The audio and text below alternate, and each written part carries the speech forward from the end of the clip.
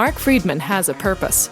As managing partner and co-founder of Evolved Profits, he and his team have over 40 years of experience in helping businesses free up cash so that it can be reinvested into helping employees, growing the business, and creating positive social impact. He is a serial entrepreneur, CEO, and the best-selling author of Expense to Profit: Eliminate the Costs That Sabotage Your Growth. Mark loves helping companies create more profits while being an agent for change. This is his purpose, and in an effort to help more companies and more people, Mark, along with co-host Yannick Silver, author of Evolved Enterprise, bring you Profits with Purpose, a podcast that aims to do just that. On the show, Mark and Yannick talk to successful corporate decision makers, exploring valuable lessons learned, experiences in growing a company, ways to reduce expenses, and all the ways a company can have a positive social impact. Join us each week and get in on the discussion so we can all have more profits with purpose. And now, here's your host, Mark Friedman. Welcome to Profits with Purpose. We have two partners joining us today. Welcome Sammy Lyon and Jason Neville. Sammy is a real estate agent and project manager for residential sales and commercial development projects in Los Angeles. Sammy brings over a decade of experience in project management to the field of real estate and loves collaborating with others to think outside the box. My kind of guy. Sammy is also the founder of GoodRents, a social impact project investing in buy and hold real estate investments, and commits 5% of the gross profits from the real estate to environmental, social, and racial justice causes. Jason Neville is the founder and CEO of Building Blocks, a turnkey accessory dwelling unit design build firm, or ADU, if you don't know what an accessory dwelling unit is, in LA, and the other LA, well, we're going to go with both, so Los Angeles and Louisiana. And he's worked as a development and planning professional for over 12 years in both public and private sector, including with both the Los Angeles and New Orleans redevelopment agencies. So Sammy, tell me about your background and how you ended up in real estate. Well, I was an educator. I got a job after college teaching after school gardening and loved it, and ended up getting my master's in education and running school programs, environmental justice. I was doing really cool work with high school students, doing sustainability audits for local companies and teaching, working with teachers, and just sort of like moving up the ladder of education, and ended up getting what I thought was a dream job. I was the director of innovation across a network of 8 charter schools, and pretty quickly realized that was not the bureaucracy. Like, the higher up you get, right? Like, I wasn't working with students anymore. And I just was like, oh man, I kind of looked like 30 years out, and I was like, I don't know if I can do this for 30 more years. And I think at that same time, my coworker there, I mean, I'm so grateful for the journey, but told me about this website called Bigger Pockets, which is like real estate investors networking website. And I just got obsessed. I started listening to the podcast, and I just got hooked on the idea of financial freedom and investing in real estate. So that all kind of happened at the same time. I bought my first property, I think 9 or 10 months after I learned about financial freedom, and then ended up, when my contract was up, thought about what should I do next, and ended up doing a career change into construction management, affordable housing, and now I'm a full-time real estate agent. Cool. So you mentioned you're an out-of-box thinker. We use that terminology quite a bit in our business.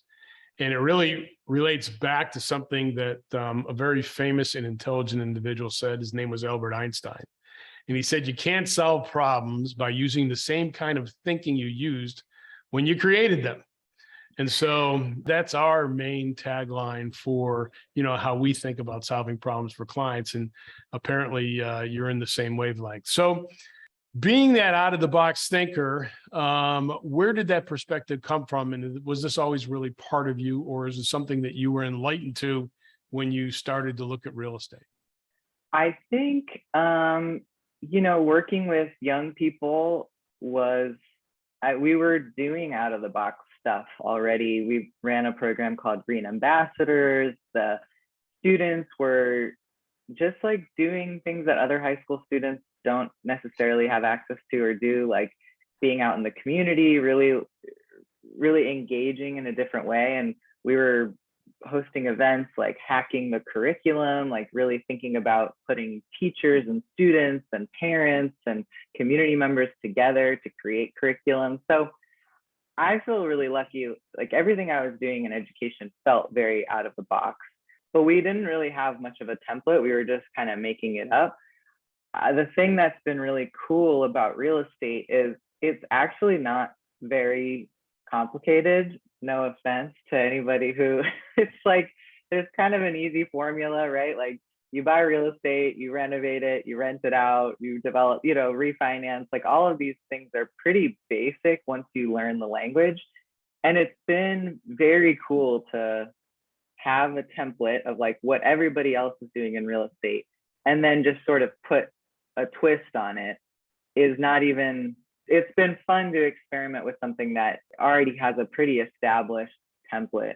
So, and I had a lot of guilt actually leaving education in that kind of transition. Now I feel great about my career change, but a few years ago I was like, man, I really have committed my life to social justice work in the education field, and real estate to me felt like pretty void of that bent, like social justice thinking and how to think outside the box. And so I was feeling a lot of guilt about it. So it's been really fun. And Jason was a huge, I was sort of putting it out there. I wanted to meet other people who were doing interesting social justice work in real estate. And one of my education colleagues connected me to Jason. And that's been a huge piece of me finding like, okay, other people are interested in this, but it's been nice to keep that thread even through the career change and applying it to a field that doesn't have, education is a little bit more receptive, I think, but real estate has a lot more room to grow. Cool. Not trying to ignore you, Jason. I got one more question for Sammy first, and then we'll get on to you. So what did you see in the stodgy real estate world that you thought could use a change, and where you could provide with the talents and skills and out-of-box thinking that you've already talked about, that you would be able to best bring forth some sort of an effort that nobody really knew about? And I don't know that I'm the first, but I do think that it was, it was important to me. I mean, I'm very focused on rental real estate property. I mean, my goal is financial freedom, long-term cash flow. So I'm not flipping, I'm not doing other, right? I'm really focused on buying rental property. And ultimately the formula for rental property is you buy the property, you kick the tenant out, theoretically, if they're paying low rent, and then you renovate it and rent it at a higher, at market value. And I think the displacement that causes, depending on where you're investing and kind of what the strategy is, but at least in Los Angeles, I mean, it is a huge piece of housing affordability and displacement that's happening in LA. So I think that felt complicated to, feel ideologically against, but then also be a landlord and try to figure out, well, how do I do that, but do it ethically? So I think that's been the main piece, is how do we continue to, invest and do what we do as real estate owners and investors, but try to think of multiple different ways to do it ethically, reduce displacement, help the tenants become homeowners, like all the different ways that we could kind of hack that model and make it less extractive of local communities. Great. All right, Jason, you're up. Let's talk about your background now. What led you to redevelopment? My background is in urban planning. I went to the University of New Orleans and got an undergraduate degree in urban planning, and then to USC in Los Angeles, where I got a graduate degree. And I've always been interested in making cities better and working together with people to make them better. Like a lot of people, I grew up in the suburbs, the exurbs, in my case, of a really interesting city, New Orleans. So it was like especially heartbreaking to be in the suburbs of some place that was so culturally interesting and historically significant, architecturally significant. So I always had a love for cities going back to childhood, and formalized that a bit in my 20s with school, and got a job at the redevelopment agency of the city of Los Angeles, which was a planning and implementation agency. So they bought land and they would do things like build affordable housing, build grocery stores in food deserts, acquire lands, industrial, dirty industrial parcels, and clean them up and turn them into parks. They would do small business support on corridors with mom and pop businesses. We were leading the way on green building and requiring our development partners to do LEED design and other environmentally sustainable features. Mm-hmm.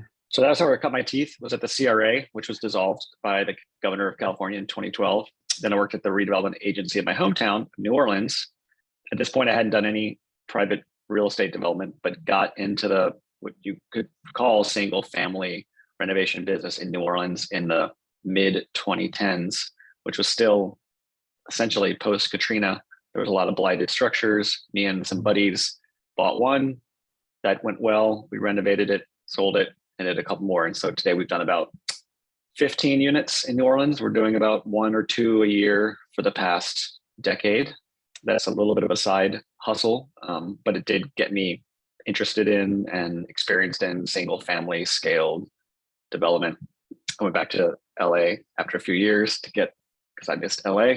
Worked in Mayor Eric Garcetti's office on the innovation team. And that's where we started doing research on ADUs, which blew up in 2017 when the state of California passed a law essentially allowing them statewide and creating a statewide standard. At which time I left the mayor's office, seeing that ADUs might be the next big thing in housing. I had no idea that it would be as big as it has been. Spoiler alert, 25% of all new housing in Los Angeles is ADUs. And I had a company building blocks just to slightly adjust your kind introduction. I was co-founder, I'm no longer CEO. When I moved back to New Orleans, I passed the torch to my business partner, who is running building blocks at this point. So I'm here in New Orleans doing small scale affordable housing development and collaborating with Sammy on a couple of our projects, our GoodRents projects in Cleveland. And I'm also an LP in some multifamily value add deals as well. Great. So seeing both sides, what are the difference between the public and the private sector in redevelopment and urban planning? Well, I think on the real estate side, things are the goals, there's a lot of clarity around the goals, which is to make money. And I don't say that in a pejorative way, although I used to say it in a pejorative way when I was in planning school. It's amazing how things flip, right? Yeah, exactly. And if only my classmates could see me now. But it's pretty straightforward. I mean, even for mainstream affordable housing development, the goals are very clear. This project must pencil, aka it must be worth the time and resources of investment to make it worth it. I think the stuff that the public sector is taking on there's multiple goals, and some of those goals are sometimes in conflict. So I'll just give you an example from my redevelopment days in LA.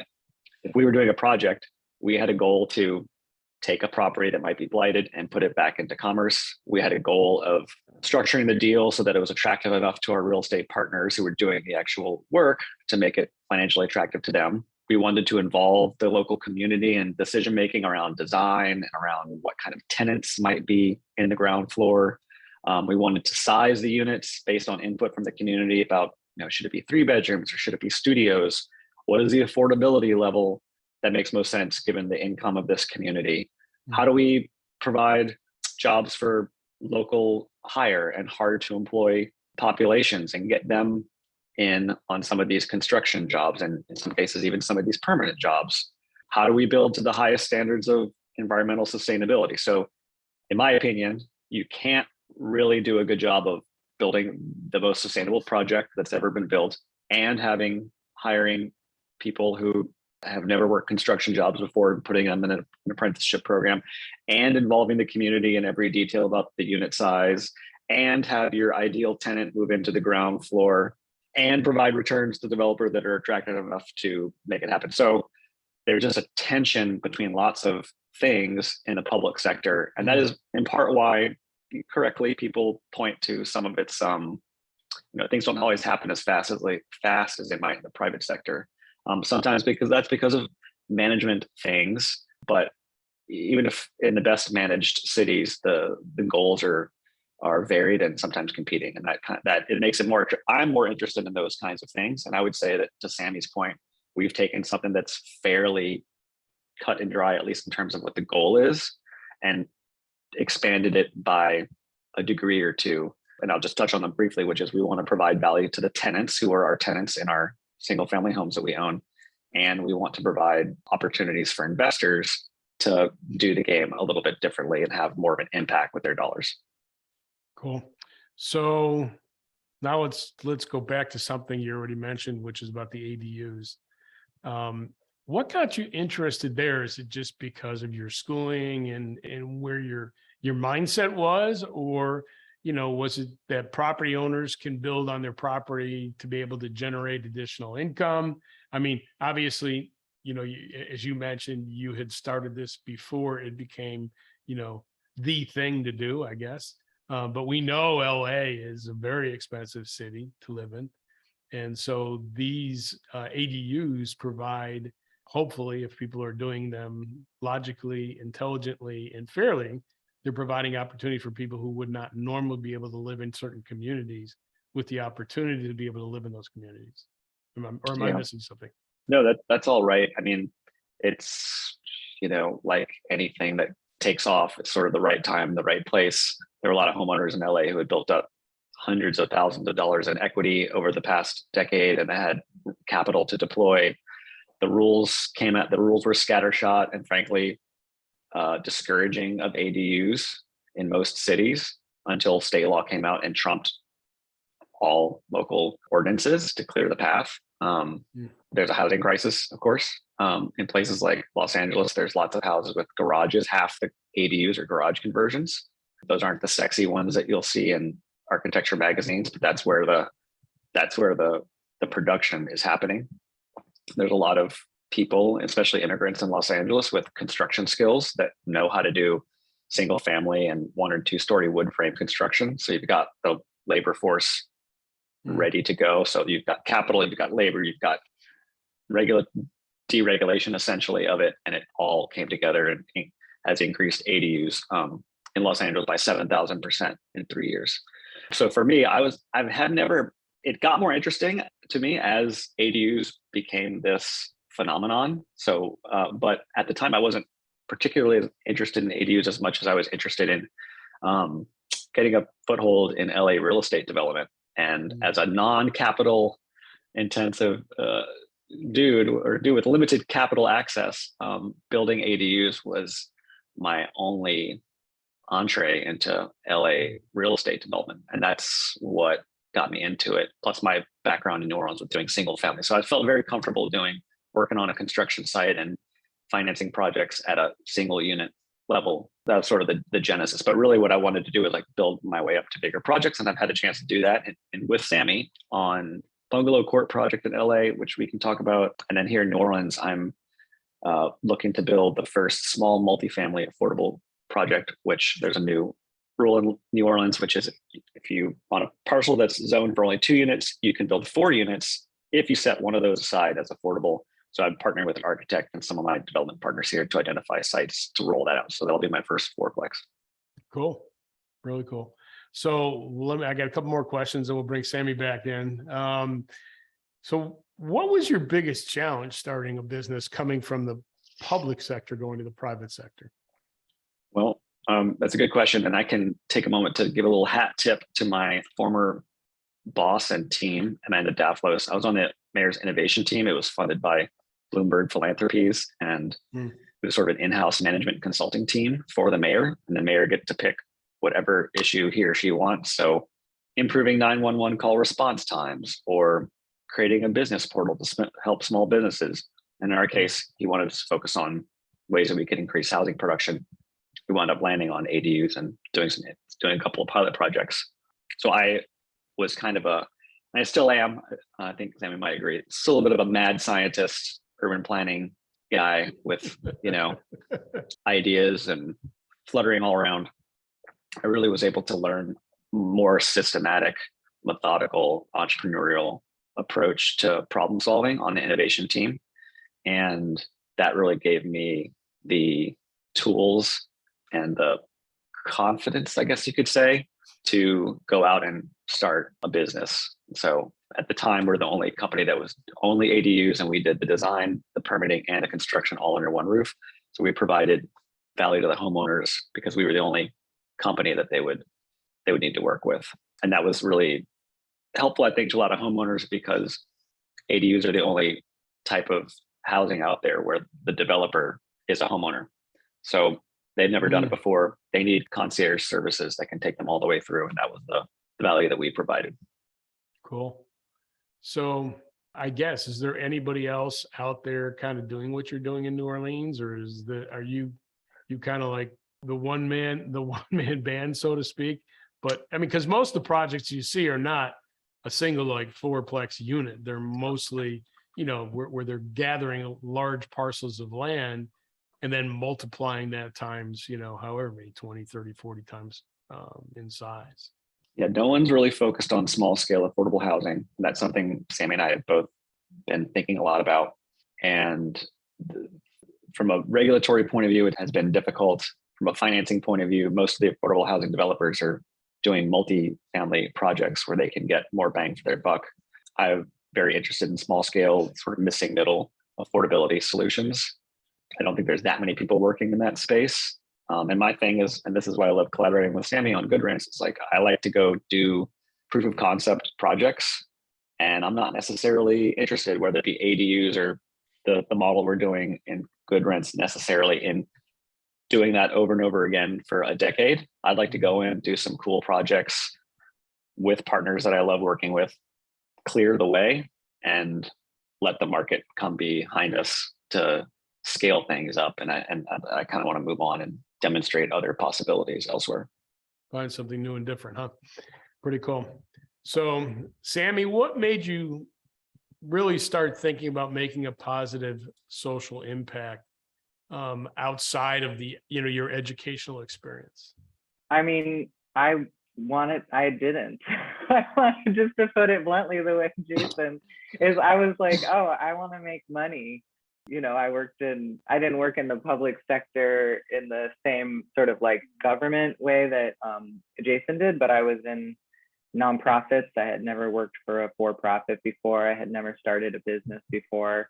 And I think I was seeing the light at the end of the tunnel, which is very far away. And I was like, how am I going to even retire? Like, I didn't have a pension. I worked in nonprofit. Like, I was just like, wait, how is this even sustainable to live in LA, raise a family, I think it's possible if you sort of like play the game and climb the ladder, but I think I realized I wanted an alternative. So for me, the alternative was investing in real estate, having rental income, and being able to sort of create my own retirement.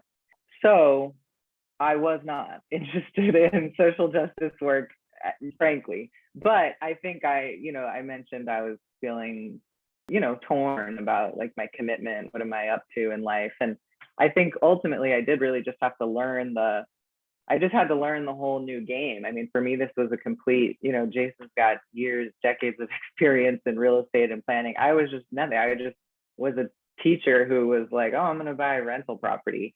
So I, read all the books, I listened to podcasts, I took a class, I just sort of self-taught myself. And I think I love, everything Jason talks about with like doing stuff. And he was with an impetus too for like, let's just do stuff, and I think that was something that I already was doing in education, which was we could sit and have a million meetings about it, but honestly, and we did a lot of design thinking work, which is like prototyping and just try it, like a half-baked model. Let's try it out, see what we can learn from it.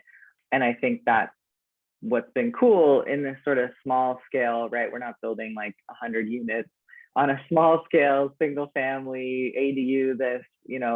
We've done 8 units build, just smaller projects. You can just sort of jump in and do it and see what worked and what didn't work. And I agree. Like, we're not necessarily trying to create the biggest scale model.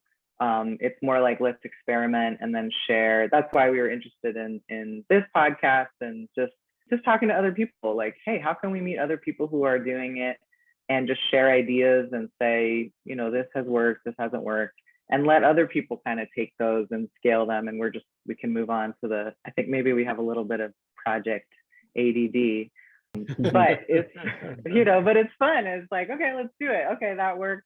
We managed to, have one tenant become a homeowner. Maybe that's not a scalable model, but, cool. It was a great project and we did it, so yeah, to your question of social, it's like, well, this is just what I'm up to in life and I'm just using a different field to do that. And I think one that is now allowing me to actually have financial independence and kind of move toward my own personal goals without sacrificing my values. Yeah, cool. Mark, Go ahead.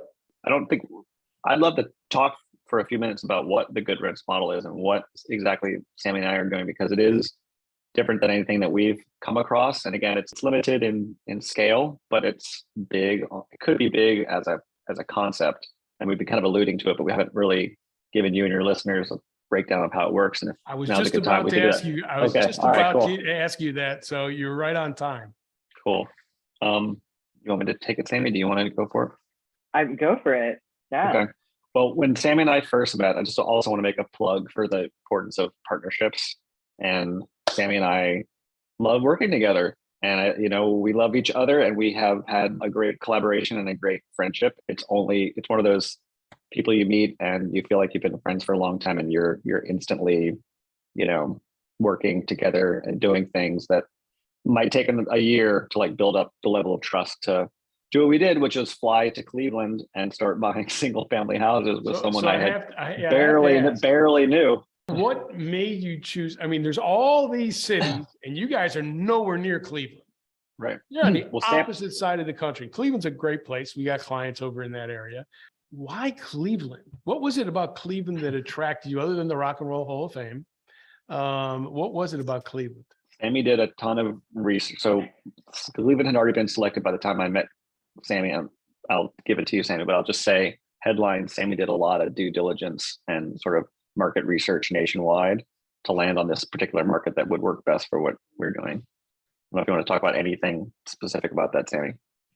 Yeah, just sort of the like out of state, like LA felt, and now I do invest in Los Angeles with my partners, but just getting started, as a educator with not a lot of capital to work with, I was looking at out of state properties, and then I'm just kind of looking at all the census data and bigger pockets, talking to where other people are investing, and just kind of found Cleveland to have the perfect mix of like, I could buy houses for, 30 to 50K at the time. And then the rents were high. And that was a trigger of like, wait, why is this house $50,000, but it's renting for $900? And the mortgage, taxes, and insurance was like $350. I was just like, the numbers here just make so much sense as an investor. Sure. But then, when we started thinking about tenants, I was like, man, it would be cheaper for the tenant to buy the house. Like, what's going on here? Right. And then obviously there's like historical barriers to homeownership, which is like the credit, right? Lending, which is supposed to be, fair and balanced, right? Credit is an issue. And then, right. And then down payment, right? So, the question from an investment standpoint, it makes total sense. Like, here's a cash flow, like great on paper cash flow. Obviously there's issues with buying a bunch of single family houses. The margins are pretty thin, but overall, luckily the market has appreciated a lot. So I just kind of bought near the downtown because as a city person, I see it in LA, like all of the sort of out of downtown area, the near downtown has been exploding in most cities. So I kind of just took a gamble there, but the numbers penciled out. But that was a trigger for like, this doesn't feel fair. And here we are, these out of state people from LA buying single family houses, but why aren't they going to people who could afford to buy them? So just kind of that triggered a lot of our And I think brainstorming of how to address that. Mm-hmm. for people like Sammy and I who are oriented towards social justice, who see, I'll speak for myself, I think I speak for here, Sammy, but like a moral obligation to use the resources that we've been lucky enough to receive in service of other people. So when we saw that the rents were 3 times what it cost to buy, some people might go, that's amazing, that's great, let's buy as many as we can and keep the difference. Sammy and I looked at that and said, is there a way? There's got to be a way where we can all do well here, including the tenants. So what we do in Cleveland is, Sammy had bought several before I got into the game. I was interested in Cleveland briefly because I just have a theory about, I love underdog cities, first of all, being from New Orleans. And I have had this sort of like theory bouncing around my head about like tertiary cities growing as the coasts just get ridiculously expensive, and climate change and climate refugees into the Great Lakes region. So when Sammy reached out to me to talk about our Bungalow Court project, which is a homeless housing project we were doing in LA, he mentioned Cleveland. And I was like, what's that? Cleveland? I have been very interested. And so everything he was talking sounded great to me. And what we do is buy single family houses, rent them, fix them up, rent them out. And each of our tenants has a lease to own agreement. We set aside 5% of their rent into a fund for them to go towards their down payment. It's down payment assistance fund for them to buy the house back from us. And our goal is to create pathways for first-time home ownership for folks in Cleveland who tend to be a little bit lower income, tend to be Black and brown folks and families. And Sammy and I are concerned about the racial wealth gap in this country, and we believe that real estate exclusion from real estate is what has caused the racial wealth gap in our country. And so inclusion in real estate can be a part of the path towards healing and reconciliation and closure of this racial wealth gap. So what we do is we take 5% set aside and put it into the down payment fund. We've acquired 3 under that model. We're in the process of selling the first and maybe second ones. It has not been without challenge. I'll be the first to admit that I was like, yeah, we'll just set it aside for them, and in 3 years we'll give it to them and they'll buy the house and everything will be perfect. But there's been a lot of challenges to it. The folks that are there do not necessarily have the credit that is necessary to get the loans to buy the house. They're not necessarily financially sophisticated and understand the process. So in addition to providing this financial contribution to our tenants, Sammy and I also do a lot of, I guess you call it technical assistance or hand-holding. We want them to buy the houses from us and we want them to become homeowners.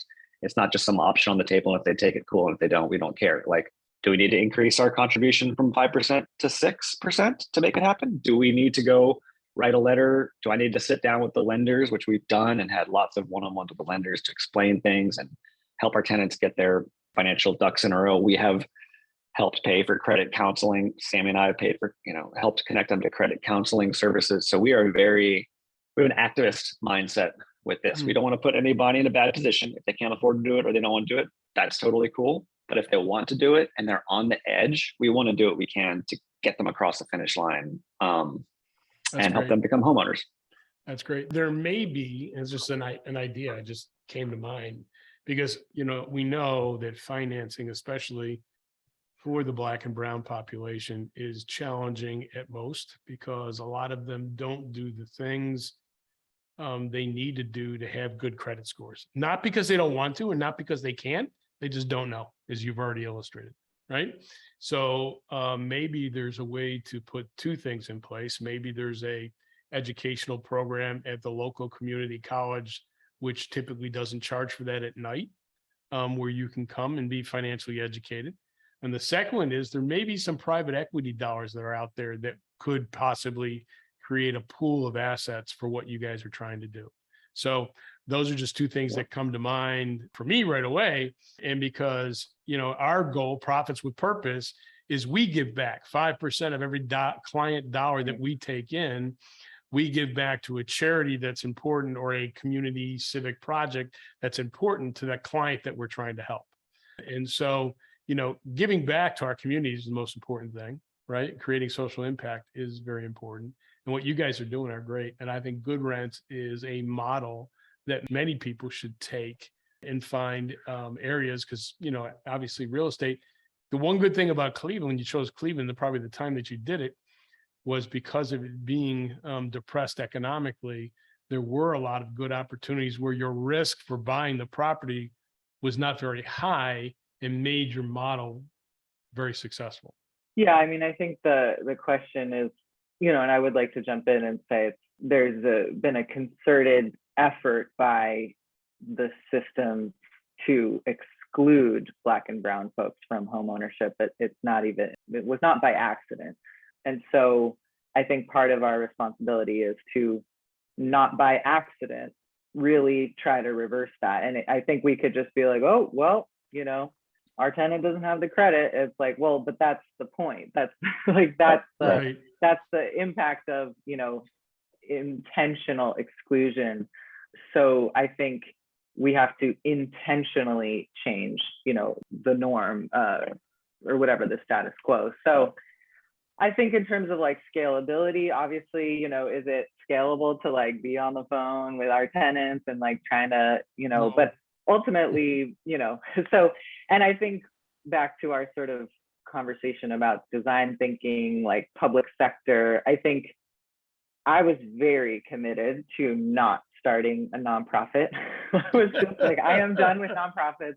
Like, I don't care if there's no way to do it, from a DIY private sector, like just us. I mean, we're not even a company. It's like we just buy the properties and we don't have overhead and all that stuff. So if there's not a way to do this without starting a nonprofit, I don't want to do it. That was my line in the sand with Jason, which he was, had also come to that. And so I think ultimately what we're doing right now is nothing. I mean, we're just real estate investors who own rental property, right? So until yes, the 5%, where that's one easy commitment. If the tenant doesn't actually buy that property, we still commit that 5% to a local partner who is also doing the community-based lending and doing the homeownership education classes. And that was another thing we didn't want to do, was be like, oh, we're here from LA, we're gonna start this thing. It's like, well, let's look at who's already doing that. And in fact, to access that lending, people do have to take a series of homeownership classes that this nonprofit partner has already set up. And so we were like, great, let's not reinvent the wheel. Let's support them. And they're on the ground. They've been doing that for decades there. So, I think it's imperfect, but we're at least trying to just funnel resources to where people are already doing the work and finding a way to partner versus trying to come in with some new nonprofit. Sure. Yep. Sure. A couple things to add there, if I may, Mark. So to your question about like the education piece for home ownership education, we have I want to name our partner here. We have our partner is CHN Housing Partners. We've got an agreement with them that says that we're going to work together to do three things. Number one, they will refer folks from their tenant. They'll do tenant referrals to us for folks that are interested in becoming homeowners and doing the rent-to-own model. Number two, they will provide homeownership training to all of our tenants who wish to take it. They already have their own homeownership training program, which is awesome, and it's already free and it's already running. And we will refer our tenants to them for that. And then the third thing is, in the event that the tenant cannot or does not want to buy the house from us, that money that's been accumulating for their down payment assistance fund, we would then donate it to CHN Partners, who has their own down payment assistance program. And they're working in an even lower market value part of Cleveland, where the dollars they could probably fund 2 homeowners down payments through this fund, that those dollars will go twice as far. In other words, elsewhere in Cleveland, where it's even lower. So we have partners, and to Sammy's point, we didn't want to come in and be like, we've got some idea and we're just going to do it on our own. First of all, I think I speak for Sammy too, a little bit, like, we're collaborators. Sammy and I like collaborating with people. I don't want to go be a lone wolf doing anything in life, and real estate is no different. So we had a partnership that was very, very important. And one other thing I want to add is that for one of the properties, we bought and renovated it using like a sort of a friends and family round, except it was people who were interested in investing in a social impact project and doing something a little bit differently. One of the big ideas for what we're doing is giving investors a chance to invest in something different than what they're used to. I mean, in LA, there's a lot of people buying multifamily apartments, kicking everyone out, renovating them, all the units, and then re-renting them at higher rents, right? Yeah. And I have a lot of people invest in that. And I don't think that not because they're stupid. In fact, these are some of the smartest people I know. They don't necessarily realize that that money that you gave went to go kick some families out in a gentrifying neighborhood and replace it with people who are making, 5 times as much. So what we wanted to do, as a part of our partnership, it's not just partnership with CHN Housing Partners. We want to partner with investors who can help deploy capital and understand, like make that connection that the dollars you're giving aren't just going, it's not like it's going into the stock market in these little bitty chunks that don't roll up to anything. It rolls up to big impact. So our investors are a big part of this. And these are people who believe in us. It's sort of like, almost like social impact angel investors who came forward. A lot of them are in real estate. So we have also benefited from their expertise and their advice. We welcome their feedback. They've nudged us in different directions. We've taken, most of their advice. So part of this is our related to innovations in the investor space and social impact as well. Cool. And they were the ones who were like, this doesn't seem scalable, but we'll invest with you. We were like, well, we're going to try it. We're going to try it. And Jason has a framing that I wanted you to share about investing, because I do think obviously on a small scale, people just kind of invest with their own money, right? You buy it with your W-2 income, but real estate mostly is you are investing with other people's money, and people are investing in bigger projects. So there is the question of, there's like the house and the tenant and all the, but then there is, where's the capital coming from? So there's that whole investor relations side of this idea that I think Jason has some framing that I like about, like, what if we all took a little bit less? I'll let you share it. Yeah, I'll do it briefly because I think that we're coming up on time. But basically, we, the real estate investors, are taking a little bit less than what we could make in these cases because we're donating 5%. We are spending a lot of time with the homeowners. We are willing to we will be willing to come down on price. We'll be willing to leave money on the table, so to speak, to make this happen for these tenants. And part of when I worked at the redevelopment agency in LA, and there was all these questions about how many of the units would be affordable and how deep the affordability would be. And one of the things I learned is that the investors, it's not up to the developers. The investors expect a certain return, and in order to get a certain return, the rents must be here. And I always thought, well, why can't the investors just take, what happens if the investors take 13% instead of 15%? What happens if they take 11% or 10%? Right. And so we're testing out that model, which is what if we took less? We're going to make money, and it will be some amount. Hopefully it'll be in the black, right? It'll be something. But what if we took a little bit less? And you investors, what if you took a little bit less? I get that you can make 18% with this person that's kicking everybody out. Well, what if you could make a little bit less with us and create pathways for homeownership for first-time Black people in Cleveland? Does that interest you? And some, to be honest with you, most weren't. Most people who did not elect to invest with us weren't. And it was pretty eye-opening. There's a lot of, as my friend who's in social impact entrepreneurship says, yeah, it's all fun and games in the social impact world until you talk numbers.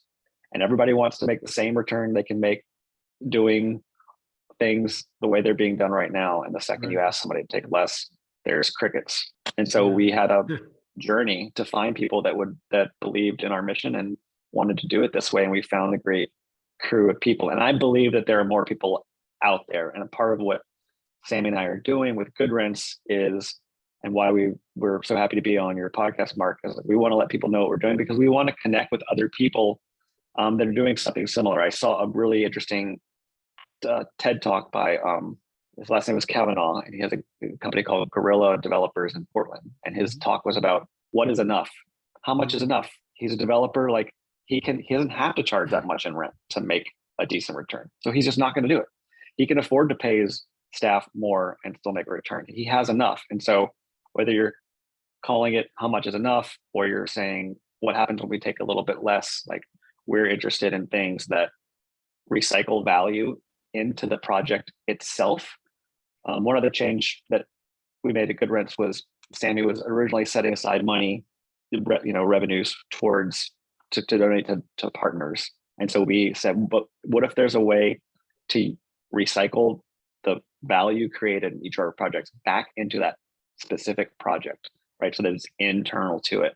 And that's what helped us kind of ideate towards this idea of the down payment assistance using their own rent, right? In a certain sense, we're not giving them anything because it's their own money that they're using. So that's our model and some of our thinking behind it. Well, I would not say that you're not giving them anything. Well, it is their own money and you could charge less, as you've already mentioned. It's almost like a forced savings plan, if you think about it that way, for a community that is challenged to save. So in another way, you're also providing them with some excellent financial skills in whether they, understand it initially or not, but at some point they get it, right? So that's what I think it's all about. So with that, why don't you tell us where listeners can go to learn about you guys or get in contact with you, and we'll make sure we get into the show notes. After you, Sammy. So my own website is www.lyonideas.com, LYON ideas. And then you can email me at Sammy, SAMMY, @lyonideas.com, or call me 424-246-5912. And Jason. I'm active on Twitter a lot of the time, talking about affordable housing innovation and safe streets, which is another mission of mine. I'm on Twitter at Nevitate, like levitate with an N, which is the first letter of my last name. My name is Jason Neville. You can also email me at Jason S as in Sam Neville @gmail.com. Cool. Guys, thank you. This has been really wonderful understanding what you guys are doing. And, hopefully other people will listen to this podcast and they will be able to replicate what you're doing, because there's plenty of cities out there that need what you're doing and giving back to the community the way that you guys are doing. So thanks for being guests on Profit with Purpose, where it's important to create social impact and give back to those that give to you. Thank you so much. Thanks, Mark. Appreciate it. You bet. Thanks for listening to this episode of Profits with Purpose. Don't forget to subscribe. And if you are interested in reducing the expenses of your business, creating positive social impact, or contributing to the show, reach out to Mark or Yannick with Evolved Profits by emailing podcast@evolvedprofits.com or visiting the website www.evolvedprofits.com.